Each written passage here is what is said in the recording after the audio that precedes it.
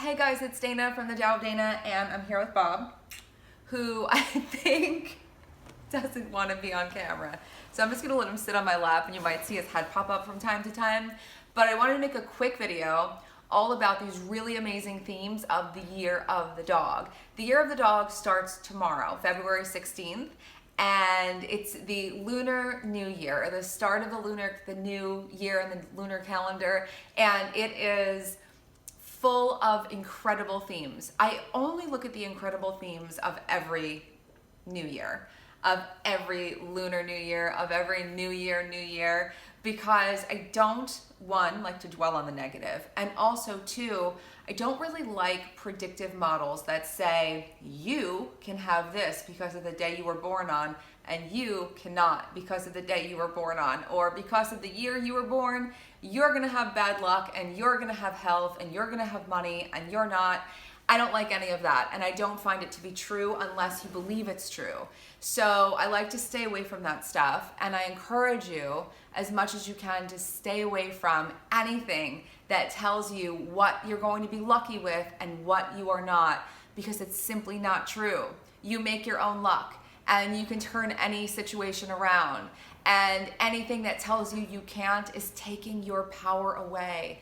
This year of the Earth Dog is all about grounded power and creativity and your voice shining through and all of these things that have to do with just how powerful you are, not how lucky you are, not how fortunate you are to be born on a certain day. So I just want to start with that, so that for any of you who've read your zodiac for the year ahead and you found out, oh no, this is a bad year for this, oh no, you can start to just purge that, leave that behind. It is never a bad year for anything. This is your time to be creative.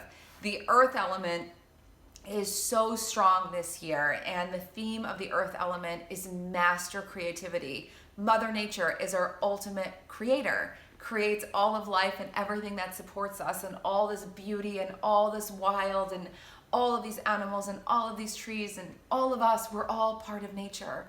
And so you've got this master creative element way front and center. And one of the things that is great to do for this new year is to look at the center of your house. So if you can imagine your floor plan, imagine drawing an X through it and looking where the center is. In that center is a great place for plants, if they can grow there. If they can't, an artificial plant, if it makes sense, can go there. Also, brighter light. You want to really shine bright light, if possible, in this area. Open windows so that more light can flow through near this area. Also, just think about more earth and more nature in general in your home, so that you feel like you are really one with that Tao connection to the ground. That's very powerful. It's also extremely prosperous. We're headed into the Feng Shui season of prosperity in my world, the cash camp, and everything that has to do with prosperity has to do with really grounding yourself in every way. We think that we make money from our minds and that with our minds we bring things in, but really it's from your heart, and it's from your grounded being really fully in energetic alignment. And that comes from time in nature. It comes from more quiet. It comes from resting enough. And it comes from allowing yourself to open up all your creative energy. So one more thing for your home that you can do this year is to give yourself a little creative space, meaning a sketch pad and maybe a box of crayons or some colored pencils or watercolors or some sort of art that you like to make, or a space to dance, or a place to do yoga, some way that you express yourself in a creative way. Give yourself even a little bit of that space, even if it's unofficial, like a drawer that you keep some art supplies in, unofficial art studio, a corner where you have a yoga mat as your unofficial yoga area.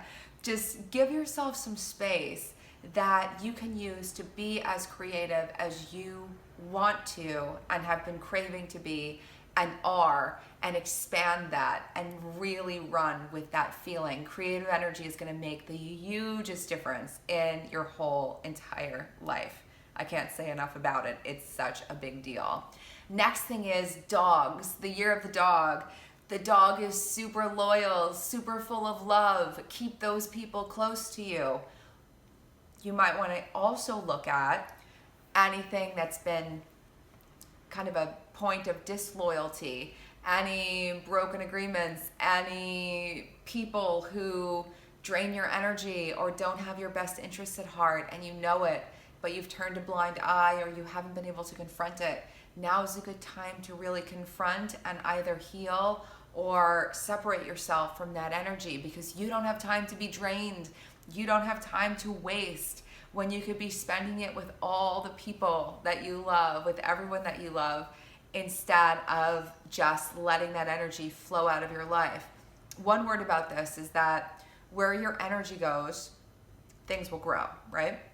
If your energy is going into a drain, that's where your life starts going. You start noticing money being drained. You start noticing your health, your energy being drained physically. You start noticing that opportunities are draining away. You start noticing relationships are being drained of life, and you might not know where it's coming from. And usually it's coming from one of these draining sources, and oftentimes it's these vampire associations that are very common.